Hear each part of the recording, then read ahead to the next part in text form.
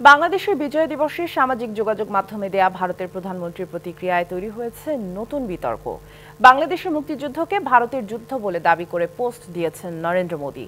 বলেন, 1971 সালের 16 ডিসেম্বর মহান বিজয় দিবসে পাকিস্তানের বিরুদ্ধে ঐতিহাসিক জয় পেয়েছিল ভারত। সেই ঐতিহাসিক জয়ে সাহসী ভারতীয় সৈনিকদের আত্মত্যাগ চিরস্মরণীয় হয়ে থাকবে।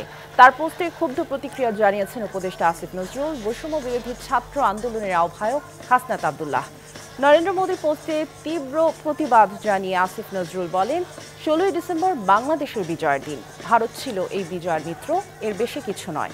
একে বাংলাদেশের সার্বভৌমত্বের ওপর আঘাত আখ্যা দিয়ে এই হুমকির বিরুদ্ধে লড়াই চালিয়ে যাওয়ার ঘোষণা দিয়েছেন হাসনাত আব্দুল্লাহ।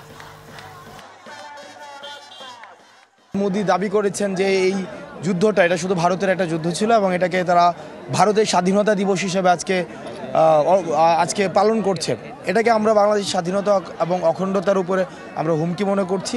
এক্ষেত্রে কোনো ভারতীয় আগ্রাসন, কোনো বিদেশি আগ্রাসন, কোনো বহিঃশক্তির কোনো আক্রমণ, অখণ্ডতার প্রতি হুমকি নিয়ে বাংলাদেশ আর থাকবে না। বাংলাদেশ নিজের ভূখণ্ডে একটা কমিউনিটি হয়ে উঠবে